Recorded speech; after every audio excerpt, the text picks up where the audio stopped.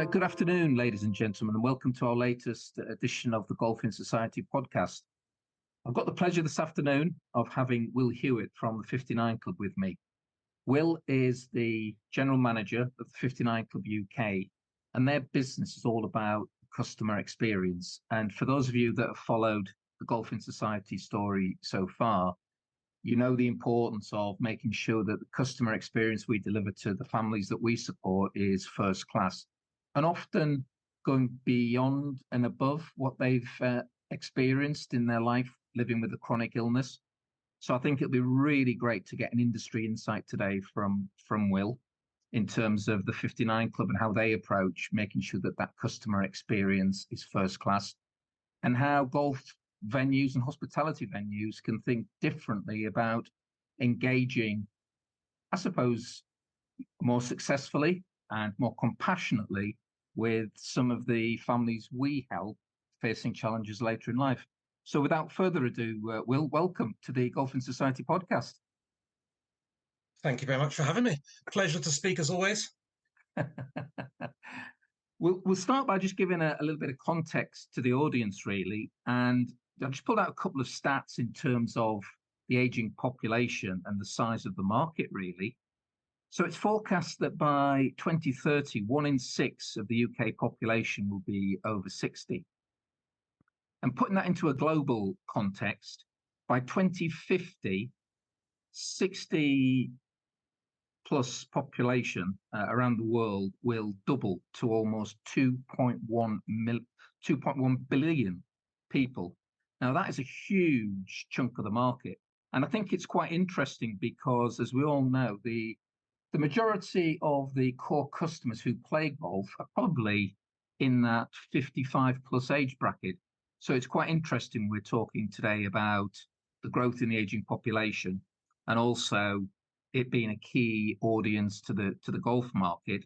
And possibly as we go through it, we'll explore how we can better make sure that we keep all of those golfers enjoying their golf right the way through their 50s, 60s, 70s and into their 90s.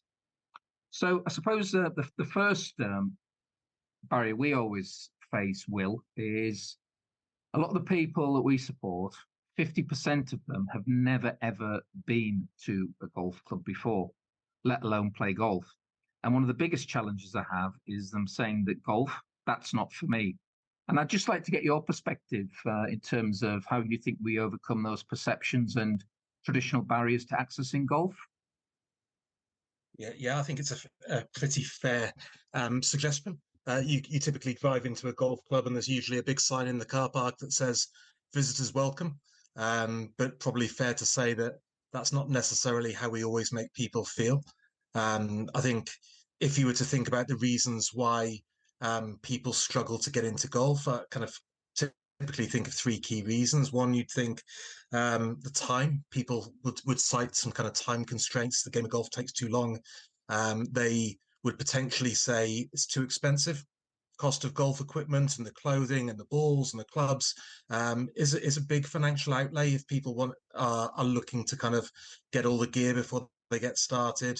And then finally, probably is just the perception that golf clubs can be a little bit stuffy, and it's quite an intimidating environment to walk into as your first experience of something when you're potentially later in life. It's probably a different thing if you're a junior and you're entering into that environment with people of a similar age range and a similar ability level. If you're entering into the game of golf later on in life as a grown adult or a more mature person, you're probably starting to engage with people who might have been playing the game for 30, 40 years by that point. So access is a really interesting thing. The quality of welcome, the management of expectations, it's a really interesting thing to start looking at, but those barriers do exist. Interesting to see recent numbers to suggest more people in the UK are playing golf than ever before. And that is a result of the COVID pandemic. Starting to see numbers now. I don't think that trend will continue in that positive vein. Cost of living, cost of golf, Yeah. Those the kind of opportunities for people to spend time doing other things are coming back into play. But at the same time, I mean, to talk about what we can do and what people are doing, um, there are plenty of programs in terms of trying to get particularly certain groups into golf, whether that's juniors or ladies, or people with additional needs. I think that part of that probably has taken a little bit of a hit during the pandemic, because I think a lot of the progress that was made over the past 10 years into attracting new people to the game kind of went by the wayside a little bit, because all of a sudden the pandemic hit and everyone wanted to play golf. So from the sustainability of golf and the success and of the business of a golf club, all of a sudden memberships were full. All of a sudden everyone wanted to play golf. All of a sudden people were willing to pay more for that experience. And so the hunger that existed within golf clubs for people to go out and source new markets of golfers felt a little bit like a lot of that hard work kind of went on the back burner again for a little bit.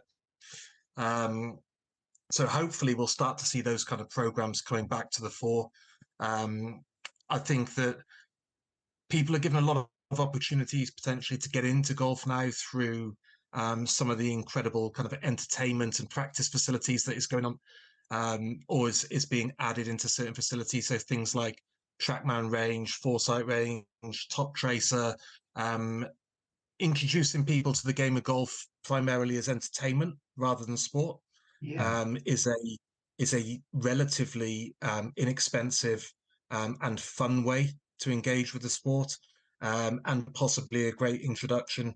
I think a lot of focus on pace of play and short course events, whether it's 9 holes, 6 holes, night golf, things like that, just mean that maybe a golf experience doesn't have to be a day or half a day out. And then I think kind of how clubs are developing in terms of the welcome that they're looking to provide, how they're changing the face of their clubhouse facilities, the modernisation of their facilities, I think also makes it look a little bit more welcoming to somebody approaching a golf club for the first time. For me, you've just hit the nail right on the head with that last comment you made. It's all about that first touch point, that initial welcome, because I mean, you know that within how I decide on whether a golf club is going to be right for us to operate and collaborate with is all about doing a mystery shop. And I start by imagining I've just landed on this planet that's got golf courses on it. I've never been to it before. And I just stand out at the first touch point, which is often coming off the road, coming into the car park, whatever. And I just think about it through a different lens. And it's that I've never been to this world of golf before. And for a lot of my customers, bearing in mind 50% have never been to a golf course, let alone played it before, that's really important to me. And I think that it will be interesting just to explore for a couple of moments the importance of that mystery shopping work that you do as an organization.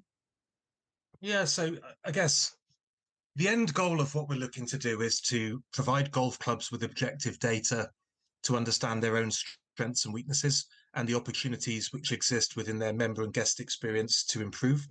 And we do that in 2 ways. We do it through providing software to gather survey data, and we do it through a program of mystery shopping.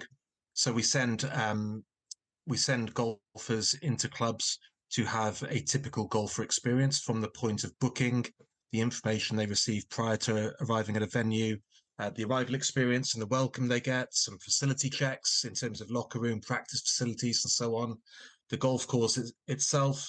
But one of the key focuses that we touch on is the management of people's expectations as they're participating in that kind of journey. Yeah.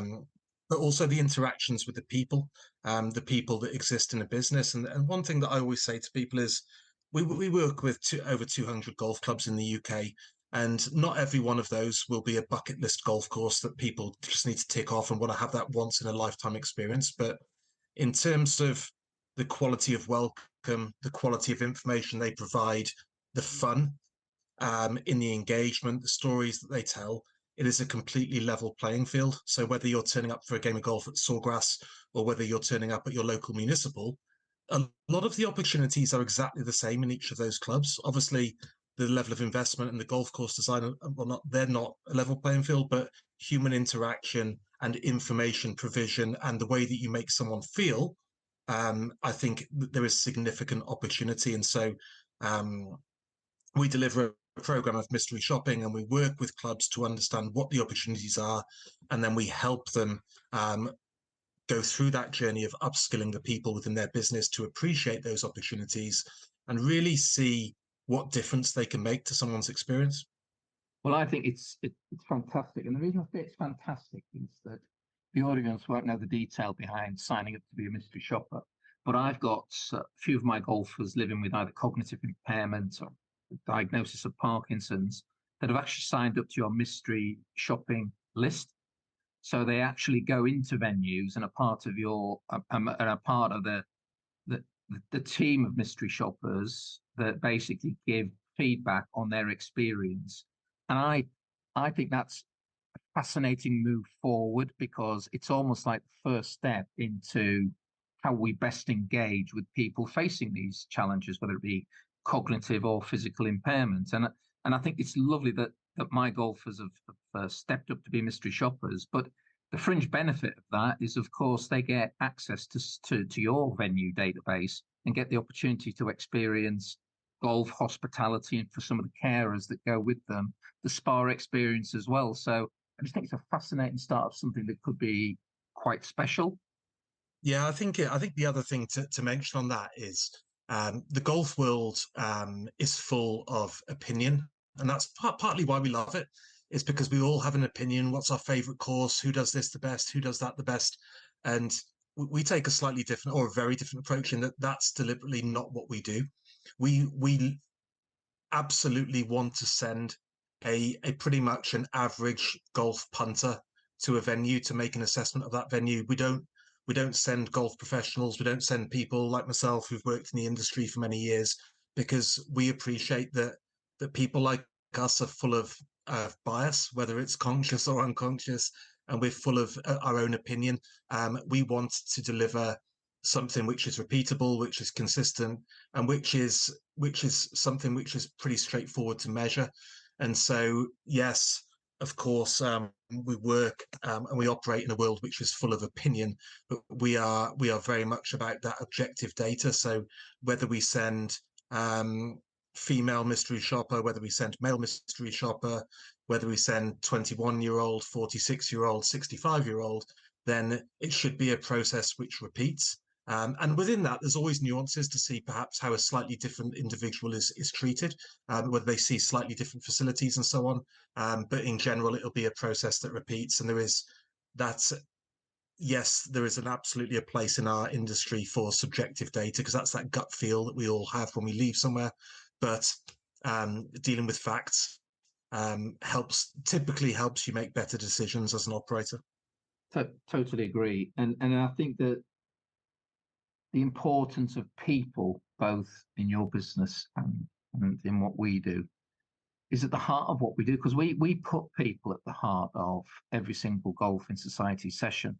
And we make sure that they, as an individual, get the most out of their experience when they're with us at a golf venue.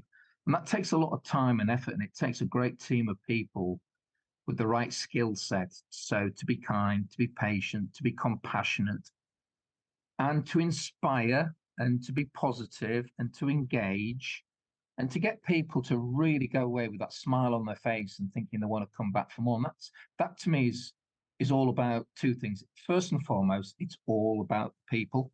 And then secondly, it's about great venues with great spaces and places that our customers can come and enjoy. And I think that's one of the challenges I've found, Will, as I've gone through different clubs, is the level of understanding around some of the challenges facing our aging population, especially dementia, is not great. And I think even within club memberships, the understanding of certain signs that might be manifesting themselves within members of certain golf clubs and not always noticed and well understood. So for me, there's a whole bit around upskilling and retraining the key audiences, i.e., the hospitality team and the club management teams and the members, all the people engaged with golf, to really learn a lot of those softer skills, to understand a change of behavior and to think differently about how they can positively turn that change of behavior around. So I don't know what your views are in terms of that sort of upskilling of the sort of golf industry Yeah, workforce. I think that completely agree with what you said. For me, I'd often talk about the facility being the cake, and the people within the facility are the kind of icing on the cake Yeah, and the cherry on top. yeah, In yeah, that, if you've got a good facility, typically people will be reasonably satisfied with what you're putting out. But to move that level of service and that experience on to that next level, it's what can the people who work for you add to that experience. And so some of the key things for me would be um, how interested are they in you? How enthused are they in their interactions? How many questions do they ask you? Do they Are they just passing the time of day, or have they got a genuine interest in that? Does that come across in the intonation of their voice and their body language? Um, when they ask you a question, are they really listening to what you're telling them back, and do they expand upon that? And that's when I think people are really starting to add value. I think one of the things, maybe just to kind of cross over the first couple of questions you asked, is the world's changed a lot over the last 5 years, and I think the users of golf clubs will have some to a certain degree of chain. You'd probably have a number of golf clubs in the UK that probably have, if you were to look at their membership now and their membership 5 years ago, 30 or 40% of their members now wouldn't have been there 3 or 4 or 5 years ago. yeah. And so the question I always ask to people is, do the preferences, the needs, and the wants of those new people frequenting your business, are they the same as they've always been? Or have times changed, and have things moved on? And I'd say that, I mean, do they want competitive golf, or do they want social golf? Um, how interested are they in using the clubhouse, or do they just want to get changed in the car park and walk onto the golf course? Are practice facilities important to them, and how important? How much do they want to have a relationship with the golf pro team? Um, is their usage the same? Typically, you'd go to a kind of private members golf club, and the midweek would mainly be the senior guys and the ladies, who would be kind of Monday, Tuesday, Wednesday, Thursday. Then at the weekend, you'd have some of the ladies, but you'd have a slightly younger audience of working males, and that's changed a lot. We go to golf clubs every day of the week, and typically now you can see people who they work more flexi time. They can take what time off they want. They maybe a game of golf can happen within their working day. You look at the clubhouse space. Do people want to use clubhouses in the same way as they used to, or maybe they want more entertainment, more big screens? Maybe they want a place to set up their laptop and do a day's work, and maybe conduct some work meetings before they go out late afternoon and play a game of golf. Maybe things like the decor of the clubhouse, the pattern on the curtains and the carpet doesn't suit their preferences. Maybe the menu isn't right, the type of beer you serve isn't right, and so that that ability to move with the times and to continually uh, try and satisfy the needs of your customers is a movable feast. It doesn't mean you get it right once and that lasts for the next 10 years. Um, Totally it agree. is it is very difficult to be all things to all people, and I think that's where a golf club manager's job is to be most things to most people for as much as the time as possible. I think it's very hard to be all things to all people. I think it's um, the training of the staff, the upskilling of the staff, the measurement, um, and the continuous improvement. I think it is probably pretty key. New venues open, things change all the time, and having an appetite to continually find out where you are and then want to get better is an attitude that can go from the top of the organization to the very bottom, and that is what you feel. I think, to go back to what we were talking about in terms of interactions, that human connection and the kind of warm embrace that a club membership provides is something that we talk about a lot. There is a difference between being a member of a club and paying to use a facility, and there is a place in the market for both. But it's typically the relationship that you have with the people in that business that creates the more memorable experiences, in my thinking.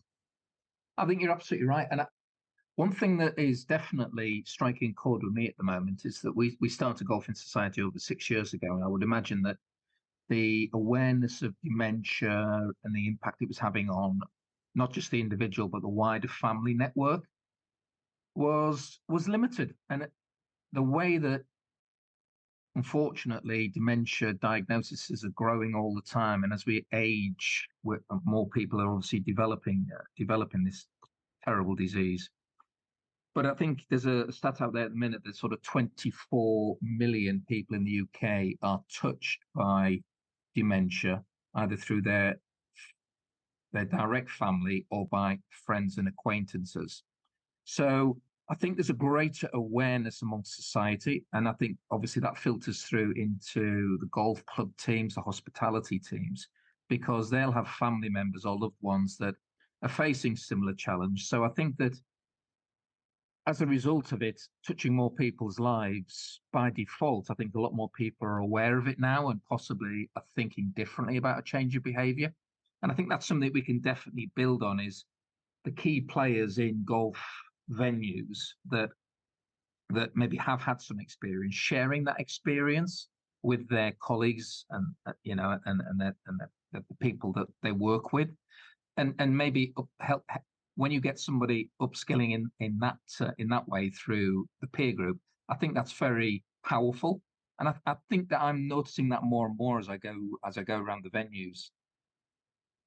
Quite often, I find just creating the environment for people to share experiences, and like you said, if people quite often don't, something doesn't resonate until they hear it from someone else, and people feel like they're operating in isolation, and the ability to sit people in a room, which is quite often what we do, and talk about the challenges that they face and some of the situations that go on both inside their work life and outside, is a really powerful piece. And you quite often find that people work with people in their own mind very closely on a day-to-day basis, but they get surprised about what they hear about what that person's going through, or what they deal with outside of work, or some of their interests and so on. And so just having the opportunity to take people away from the coalface and have good open discussions about both work and the kind of challenges that they face, and to talk about it as a group and hopefully share some positive ideas about how people can move forward, I think is a really useful thing.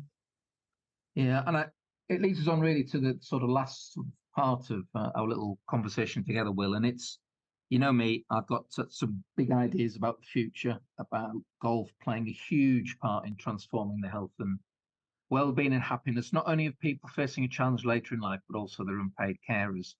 And as I said to you earlier on, I've got two audiences really. I've got those that have never been to a golf club, and I've got those that have enjoyed a golf experience through their life, but fallen out of it.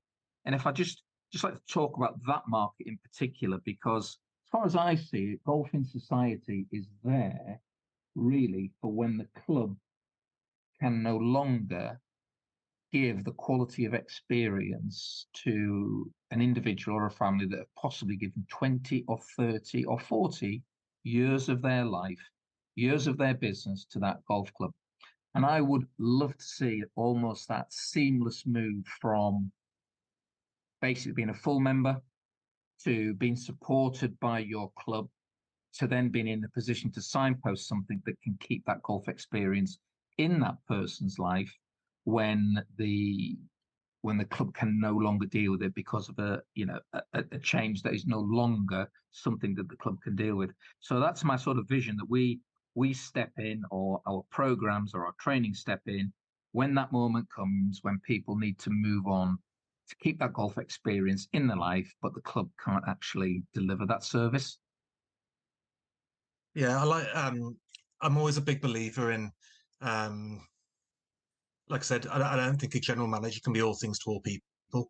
And I think everyone has their everyone has their role to play, but also understanding the limits to your own role, and when there's someone better placed to deliver an experience, or better educated to advise and deliver something to the right quality, I think is absolutely the right thing to do.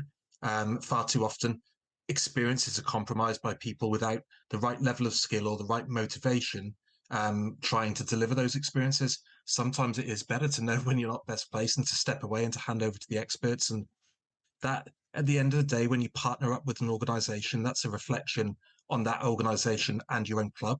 And you should always be striving to provide the best experience, utilizing the resources that are available. And if Golf in Society are the organization who can support the program and deliver quality, I'd absolutely support that being part of what people are doing. There's far too many examples that we see on a kind of monthly basis of people overstretching themselves, or perhaps utilizing people in areas where they haven't received the correct training or skill. And in the short term, the person who suffers is the customer or the member. In the long term, it's also the business and the reputation of that business. Totally, totally. And if it's okay with you, I'm going to ask you the $1,000,000 question now to finish off our chat together. The future of the golf experience, how do you see that developing in the next 10 years, and where do you see it at in 10 years' time, Will? I think there's already a little bit of a move to what we call the golf experience rather than a game of golf. I see them as very different things in terms of a game of golf is what you experience on the golf course. A golf experience to me, and I know I harped on earlier about the length of time it takes, but a game of golf to me is a day out, and it's the experience you get from the time you think about going for that game to the minute you leave that golf club. So I think that the total golf experience, the how golf clubs use technology to provide better information, to manage expectations, quality of websites, the information that's given to a golfer, automation within booking experiences, hopefully leaving more time for the people who are dealing with members and guests face to face to spend more time rather than spending all their lives on the telephone. I think a focus on fun. It sounds like a pretty obvious thing, but sometimes I think the game is a little bit too serious, and I never want to be that guy that says I love golf and I love some of the traditions in golf and I love some of the legacy stories, but I don't love all the traditions in golf. And I think that some of those bits and bobs are a barrier. So I'm not a guy who's going to say let's do away with all that stuff, but opening up the doors, introducing new people to the game of golf, making sure. I think golf does a reasonable job with youngsters, but then we have that big drop off. So probably people effectively using flexible membership options, or membership options that allow people to still retain membership of a golf club, perhaps as they've got young families and serious work commitments. So I think it's not an easy piece of work, but I think a degree of flexibility there.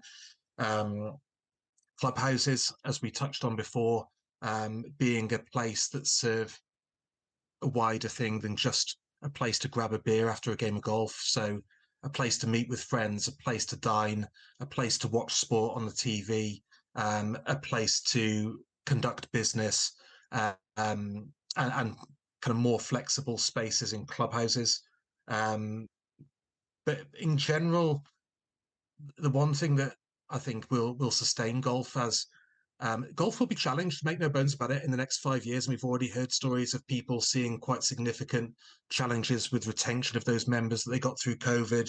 The cost of living crisis is 2023. It's not going to go away in the next 18 months. That will exist. And so showcasing value for money becomes super important. And the one thing that everyone has to acknowledge is value for money means different things to different people. We don't all sit with the same value expectations. So some golf clubs will have members who play 5 times a month who think it's awful value for money, and some people will have members who play 5 times a year and think it's great value for money. So we all think a little bit differently in terms of that, but a focus on understanding member and guest needs, and an ability to adapt your business and do that in a slightly quicker fashion than golf clubs have traditionally means that you're going to be ahead of the game. So I think in general, let make no bones about it. A golf course is the primary reason why people go to a golf club, and that's always going to be the same. The quality of the golf course, the architecture, the playability. But there is more and more value being given to the off-course experience, the entertainment, the fun, the welcome. So those human interactions and those basic connections are typically the reasons why people can't afford to leave you. It's the relationship they have with your members of staff. It's knowing that people genuinely care about them, and it's a I suppose an emotional attachment.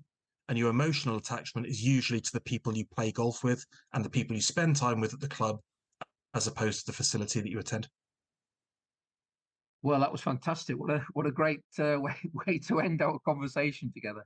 Will, I'd just like to thank you sincerely for your time and giving us such a great industry insight. And I just love talking to like-minded people and like-minded organizations who put their customers at the heart of everything they do. And I'm sure our audience are now better educated in terms of the 59 Club, what you do, why we work so closely with you, because we're kindred spirits on that customer experience.